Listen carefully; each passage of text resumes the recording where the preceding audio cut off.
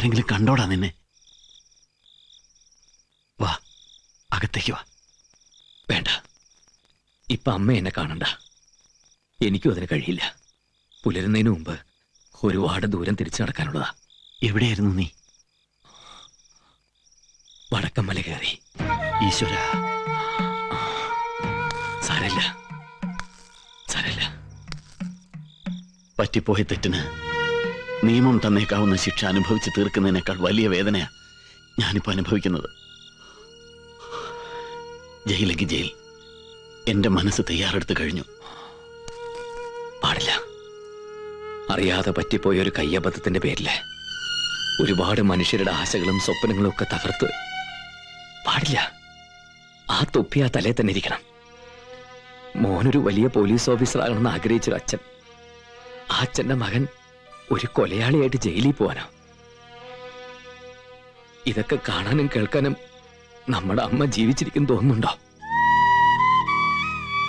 സർവ്വ സ്വപ്നങ്ങളും തകർന്ന് എന്നോ ജയിൽ ശിക്ഷ കഴിഞ്ഞു വരുന്ന ഭർത്താവിനെ കാത്തിരിക്കേണ്ടി വരുന്ന ഒരു ശപിക്കപ്പെട്ട ജന്മമാക്കി തീർക്കണോ ദേവികയുടേത്? നിന്നെ കുരുതി കൊടുത്ത് എല്ലാം ഒളിച്ചു വെച്ച് കാക്കിക്കുപ്പായിട്ട് എനിക്കൊരു സുഖജീവിതം വേണ്ട. വേണ്ട.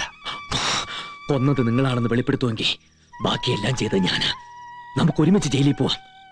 എന്നിട്ട് വേണം ആരോരുമില്ലാത്ത നമ്മുടെ കുടുംബത്തിൽ കയറി ആ സണ്ണി നേരകനാൻ നായാട്ട് നടത്താൻ. പുലിമുറ്റത്ത് അലക്സി തോമസിനെ കൊന്നത് ഞാനാ. ഉത്തമ. ആ അതെ, ഉത്തമൻ കൊന്നു. ഞാനാ കൊന്നത്.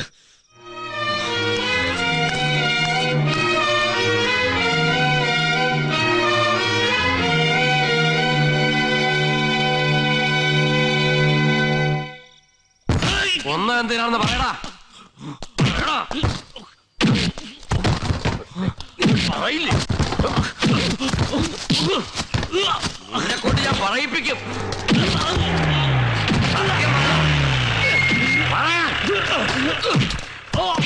പറയില്ലേ?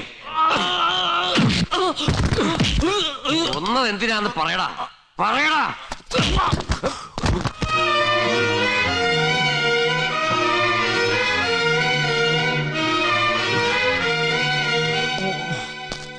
പറയാനാ പറഞ്ഞത്.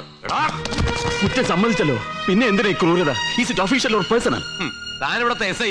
ഈ വികാര പ്രകടനം ഒഫീഷ്യലോ അതോ പേഴ്സണലോ? I'm sorry sir. ആരെ നിൽക്കണോ?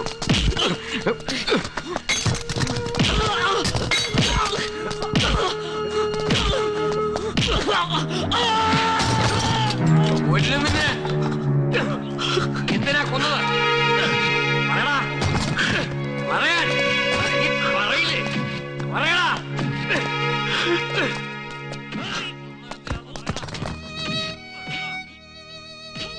രാവിലെ കയറി വന്ന് കുറ്റസമ്മതം ഒപ്പിട്ട് കൊടുത്തു. അവൻ എന്നെ തോൽപ്പിച്ചല്ലോ ചെറിയാൻ ചേട്ടാ. വല്ലാതെ തോൽപ്പിച്ചല്ലോ. എന്റെ കുറ്റസമ്മതം ഈ യൂണിഫോം അഴിച്ചു വെച്ച് ജയിലിന്റെ നട കയറാൻ തീരുമാനിച്ചിറങ്ങിയതാ ഞാൻ. പക്ഷെ അവൻ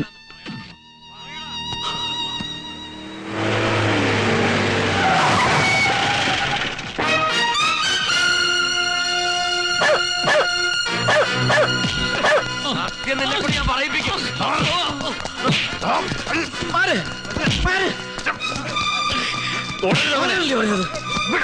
പറഞ്ഞത് മാറ്. എനിക്ക് വേണവനെ. പോലീസിന് കീഴടങ്ങിയ പ്രതിയാ. കാര്യങ്ങൾ തീരുമാനിക്കാൻ ഇവിടെ കോടതിയുണ്ട്. കോടതി മിണ്ടി പോരുത്. അവന്റെ വിധി തീരുമാനിക്കപ്പെട്ടതാ. കൊണ്ടുപോകും ഞാൻ അവനെ. നടക്കില്ല.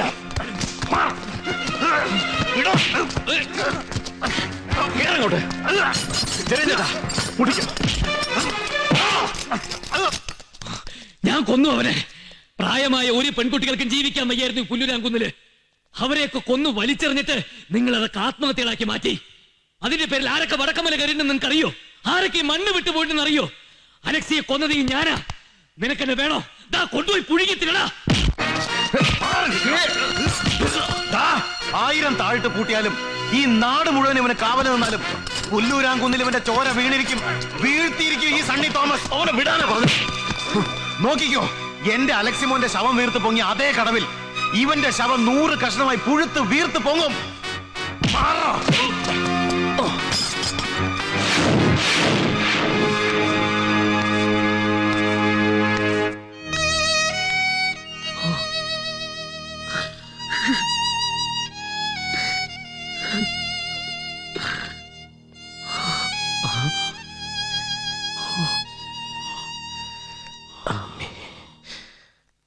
എന്റെ കൃഷ്ണ,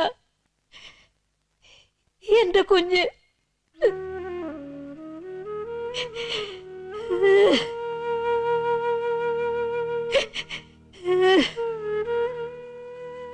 അമ്മേ, ദാ കുടിക്കേ. ഈശ്വര, എന്റെ കുട്ടി എന്തിനാ അവനിങ്ങനെ ചെയ്തത്? അവൻ ചെയ്യില്ല. അതിനൊന്നും കൈ ഉറയ്ക്കുന്നവനല്ലല്ലോ. എനിക്ക് എന്റെ കുട്ടിയെ ഒന്ന് കാണണം. അതെ, ബന്ധവും സ്നേഹമൊക്കെ ശരി തന്നെ. കൊലക്കേസിലെ പെട്ടിരിക്കുന്നത് എന്ന് കരുതി വലിച്ചെറിയാൻ പറ്റുമോ? പെറ്റുപോറ്റിയതല്ലെങ്കിലും കുറഞ്ഞ കാലം കൊണ്ട് ജയനും അവനും രണ്ടും രണ്ടായി കാണാൻ പറ്റണ്ടായിട്ടുണ്ട് എനിക്ക്.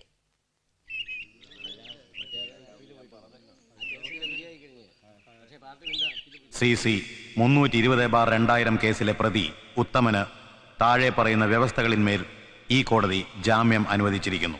ആ കേസിന്റെ കാര്യത്തിനാണെങ്കിൽ നാളെ കോടതി വന്നാ മതി. ഞാനിന്ന് അല്പം തിരക്കില്ല. വേണ്ടപ്പെട്ട ചിലരുടെ കൂടെ വന്നിട്ടുണ്ടേ. ചെറിയ സാറിന് ഓർമ്മയുണ്ടോ? പണ്ട് നമ്മുടെ സ്റ്റേഷനിലുണ്ടായിരുന്ന ഒരു 7 വേലായൻ സാറിന്. അത് തന്നെ. ഈ സബ് ജയിലിൽ ചെന്ന നട്ടകിട്ടി പതുവ ആർക്കായാലും 2 എണ്ണം കിട്ടും. ഇപ്പൊ അവിടെ ഇടിക്കാൻ നിൽക്കുന്ന ആരാ? ഈ മീശ വേലായുധനാ. എന്നെ കണ്ട വഴിക്കൊരു ഒറ്റ വിളിയാ, ഉത്തമ നീ എന്നാ ജയിലിൽ കയറിയെന്ന്. ഞാൻ പറഞ്ഞ എന്റെ പൊന്ന് സാറേ, നാട് ഭരിച്ച പ്രധാനമന്ത്രി, മുഖ്യമന്ത്രി, MLA-മാര്, കോടീശ്വരന്മാര് വരെ കോടതിയും ജയിലായിട്ട് കയറി ഇറങ്ങണ ഈ കാലത്ത് ഞാൻ ഇതിന്റെ അകമൊക്കൊന്ന് കണ്ടോട്ടെ, കാശ് കൊടുത്ത് ടിക്കറ്റ് എടുക്കണ്ടല്ലോ എന്ന് ഞാൻ. കൊള്ളാം, നല്ല മറുപടി. എന്താ സ്വാമി, വീട്ടിൽ വന്നിട്ട് കുടിക്കാൻ ചായയും കാപ്പിയൊന്നും ഇല്ലേ? ആകെയുള്ള വേലക്കാരൻ ലോട്ടറി പോലെയാ. വന്നാ കാണാം. വല്ല ചായയോ അടുക്കളയിലെ സാധനങ്ങളൊക്കെ ഉണ്ടല്ലോ സ്വാമി. ഓ, എങ്കിൽ ബാക്കി കാര്യം ഞാൻ ഇവിടെ കാപ്പി, ഇവിടെ ചായ. സ്വാമിക്ക് പിന്നെ വൈകുന്നേരം 7 മണി കഴിഞ്ഞാൽ ജം നല്ല കാച്ചി കാച്ചണ്ടേ.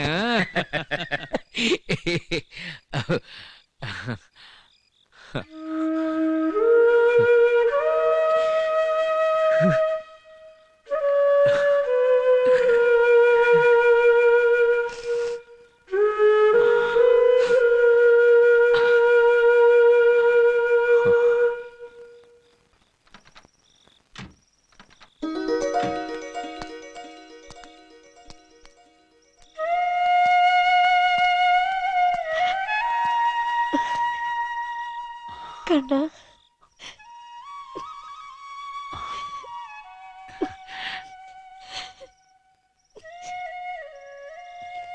മോനെ, എന്തോരം കണ്ണീര് കുടിച്ചു അമ്മ. സാരല്ല, കണ്ടല്ലോ നിന്നെ. ജയിലിൽ നിന്ന് ഇറങ്ങിക്കാണാൻ വിളിക്കാത്ത ദൈവങ്ങളില്ല. എനിക്കറിയാം, എവിടെ എനിക്ക് ഒരു ദോഷവും വരില്ല, ഒരാപത്തും വരില്ല. അമ്മയുടെ പ്രാർത്ഥന കാവലുണ്ടാവും. എത്ര ദിവസമായി എന്റെ കൈകൊണ്ട് ഒരു പിടി ചോറുണ്ടിട്ട് എന്റെ കുട്ടി. വേണം, അത് ആശിച്ച് തന്നെയാ വന്നത്. അമ്മേ, ഇനി ഇവൻ എങ്ങും പോണില്ല. കേസ് വിളിക്കണ വരെ ഇവിടെ തന്നെ കാണും. ഞാനും കുറച്ചു ദിവസം ലീവ് എടുക്കാൻ പോവാ. നീ പുറത്തേക്കൊന്നും പോണ്ട. അവൻ എവിടെ പോവാനാ? നോക്കിയാ കാണുന്നിടത്തും വിളിച്ചാ കേൾക്കുന്നിടത്തും ഉണ്ടാവണം എന്റെ കുട്ടി. കൈയും മുഖം കഴിയിട്ട് വാ, ചോറിന. ആ ദേവി, ഒരു മുറി ഒരുക്കിക്കോളൂ ഇവന്.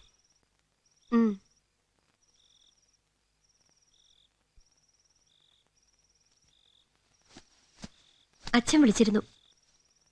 ജയേട്ടൻ അയാളെ സബ് ജയിലിൽ നിറക്കാനും ജാമ്യത്തിൽ എടുക്കാനും ഒക്കെ നടക്കുന്ന എന്തിനാണെന്ന് ചോദിച്ചു അച്ഛൻ. സ്വന്തം കാര്യം, അതിലപ്പുറത്തേക്ക് ഒരു കാര്യവും മൂപ്പർക്കില്ല. ഞാൻ അറിയാഞ്ഞിട്ട് ചോദിക്കുക. നിങ്ങളൊരു പോലീസ് ഓഫീസർ അല്ലേ? ഒരു കൊല ചെയ്ത് ജയിലും കോടതിയും കുഴപ്പങ്ങളും ഒക്കെ ആയിട്ട് നടക്കുന്ന ഒരാൾക്ക് വേണ്ടി ഇങ്ങനെയൊക്കെ നമുക്കതിന്റെ ആവശ്യമുണ്ടോ? ആവശ്യമുണ്ട്. നിനക്കത് പറഞ്ഞാൽ മനസ്സിലാവില്ല.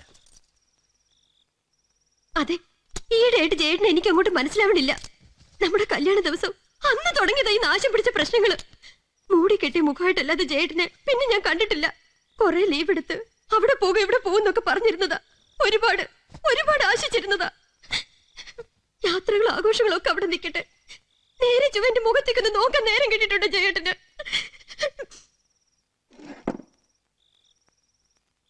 എല്ലാം കഴിഞ്ഞപ്പോ ത്യാഗം സഹിച്ച് ജയിലിൽ നിറക്കി കെട്ടിയെടുത്ത് വീട്ടിൽ താമസിപ്പിക്കാൻ കൊണ്ടുവന്നിരിക്കുന്നു. സൽക്കരിക്കാനും കിടക്ക് വിരിക്കാനും ഇനി എനിക്ക് വയ്യ. അനുഭവിച്ചിടത്തോളം മതിയായി. ദേവി, ഇത്രയ്ക്ക് മനസാക്ഷി കെട്ടവളായി പോന്നു നീ. നമ്മളെയൊക്കെ അമ്മയും ജ്യേഷ്ഠനും ജ്യേഷ്ഠത്തി അമ്മയൊക്കെ ആയിട്ട് കാണുന്ന അവന്റെ മനസ്സ് നിനക്കൊന്നും മനസ്സിലായിട്ടില്ല. മനസ്സിലായിടത്തോളം മതി. നശിച്ചൊരു കൂട്ടുകെട്ട് ഈ നശിച്ച നാട്ടിൽ വരരുതായിരുന്നു. ആ ക്രിമിനലിനൊന്നും കാണരുതായിരുന്നു, പരിചയപ്പെടണ്ടായിരുന്നു. നിർത്തടി. ക്രിമിനലോ? ആരടി ക്രിമിനൽ? കൊന്നവൻ കൊലയാളിയാ. ക്രിമിനൽ തന്നെ അതിന് പറയാ.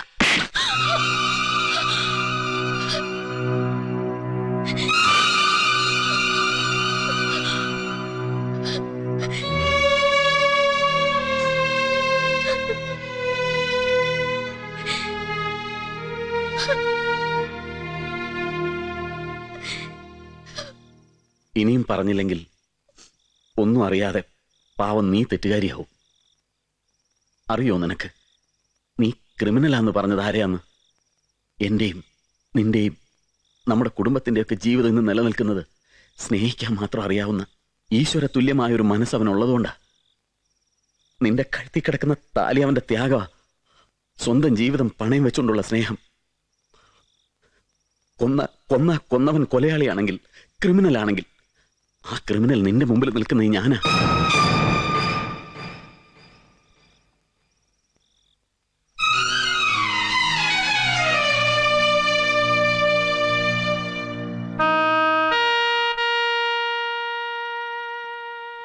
അമ്മേ, ഞാനാ അമ്മേ. എന്റെ കണ്ണ്. ഈ വീട്ടിലുള്ളവരെക്കാൾ അവനെ കൊല്ലാൻ കത്തിയും വാളുമായിട്ട് നടക്കുന്നവരാണ് നല്ലതെന്ന് തോന്നിയിട്ടുണ്ടാവും എന്റെ കുട്ടിക്ക്. വിളമ്പി വെച്ച എന്റെ മുമ്പിൽ നിന്ന് അവൻ ഇറങ്ങിപ്പോയി.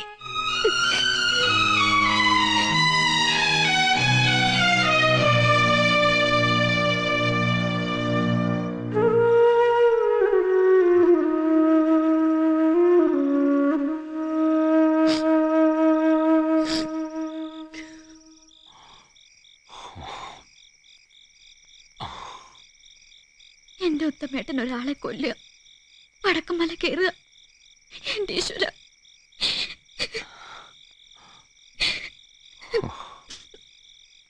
ഒക്കെ ഒരു ദുസ്വപ്നായിരിക്കുമല്ലോ ഉത്തമേട്ട.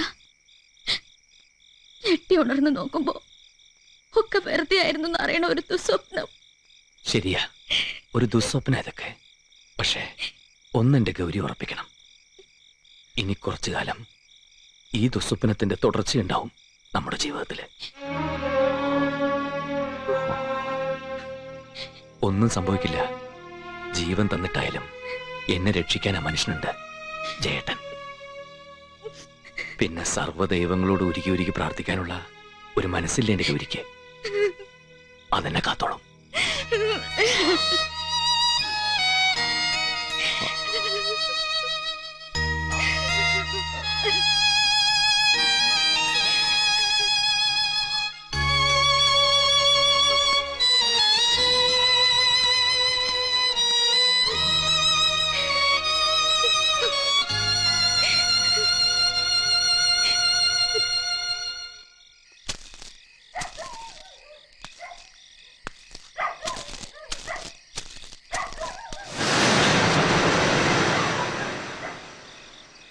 വിടില്ലടാ നിന്നെ ഞാൻ.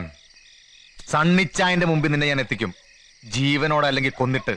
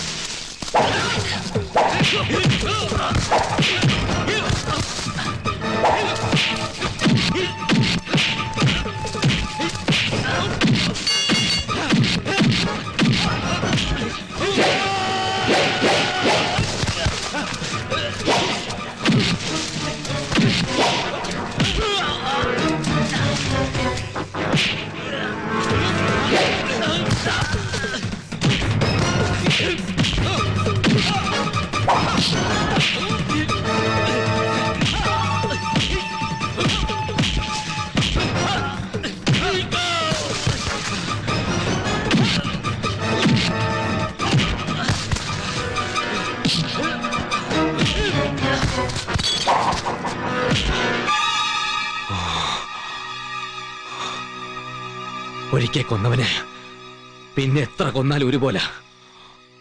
വേണ്ട, എനിക്ക് ജീവിക്കണം. ജീവിക്കണം.